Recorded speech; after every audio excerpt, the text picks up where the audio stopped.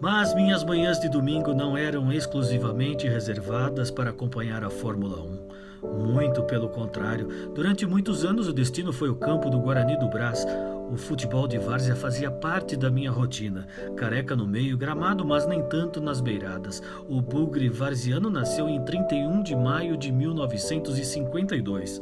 Do Brás ele leva o nome, mas joga há muitos anos nesse campo que fica no pé da ponte da Vila Maria. Em muitas ocasiões as corridas eram vistas já no final ou não na sala da casa de meus avós, pois eram lá praticamente todos os domingos nossos almoços. Muitas vezes sofisticados pela competência de minha tia Neuza, irmã de meu avô. Meu tio Amadeu sempre foi um amante das provas da maior categoria de automobilismo do mundo, sem falar das emoções que o campeonato italiano trazia na época também, com Careca e Maradona desfilando categoria no Napoli. A todo momento penso em meus avós, em todos eles.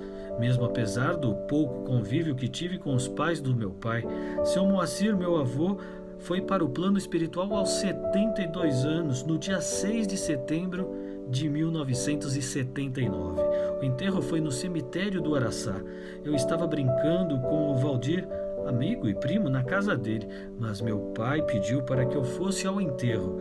Uma frase que guardo de meu avô é que eu era o neto que ele mais gostava. Se era um segredo, já foi falado aqui. Diga-se de passagem, seu Moacir deixou uma grande herança para a família. Afinal, o São Paulo Futebol Clube era uma das paixões de meu avô. Foi um dos fundadores do Clube do Morumbi. Em 1995, quando trabalhava no São Paulo como estagiário do departamento de marketing, vi o primeiro livro de ata de reunião em que aparece a assinatura dele. Foi uma emoção muito forte. Ver a assinatura do meu avô, as letrinhas escritas por ele, Moacir Relo de Araújo, mexeu comigo. Ele viu São Paulo nascer. Só posso ter muito orgulho disso. Meu pai conta que o pai dele levava a renda do jogo para casa e ia acertar as contas no dia seguinte. O carinho que tinha por meus avós maternos era algo indescritível. As lembranças melhores possíveis machucam a alma. Saudade que vem desde a época em que moravam na casa da rua 21 de Abril. Depois mudaram-se para a casa de meus pais na Jupira, passando depois a morar em outras casas pela região. Uma das recordações na casa de meus avós aconteceu no sobrado da rua Carmela Puglia, no Belém, onde uma cena não sai da memória. Meu tio, Amadeu, assistiu comigo, na época com 10 anos, a boa parte de uma partida entre São Paulo e Strikers.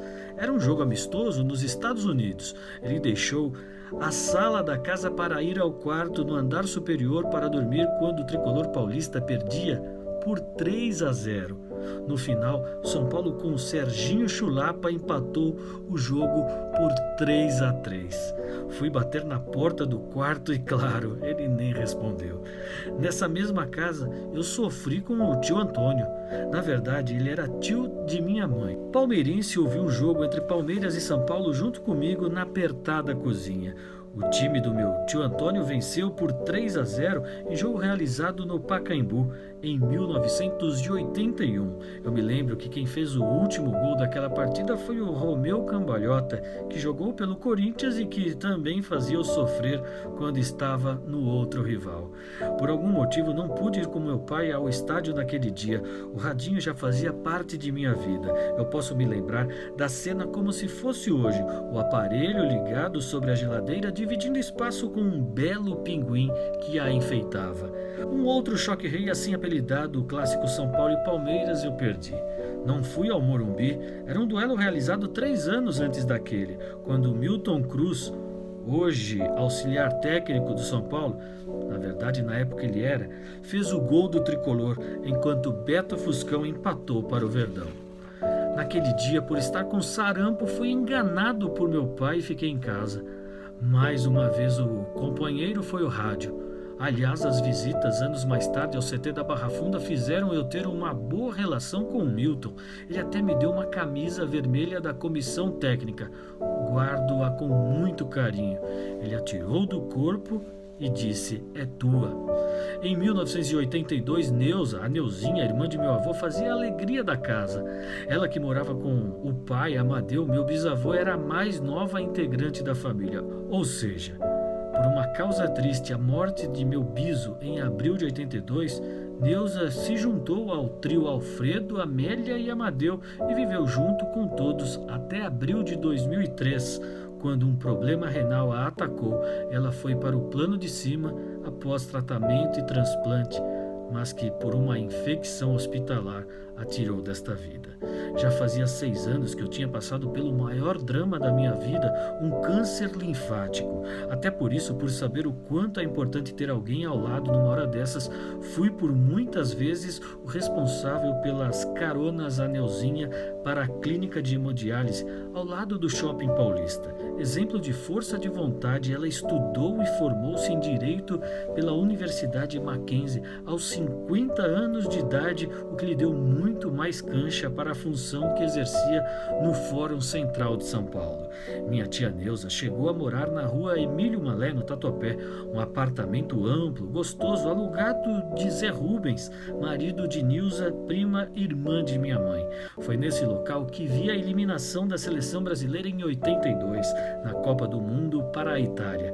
Um jogo marcado para a história, de triste lembrança para o brasileiro, naqueles 3-2 do dia 5 de julho, no estádio Sarriá, na Espanha.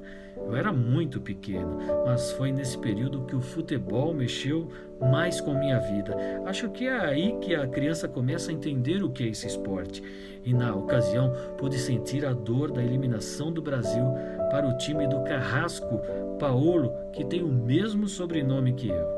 Fiquei mais triste ainda porque o goleiro Valdir Pérez era meu ídolo.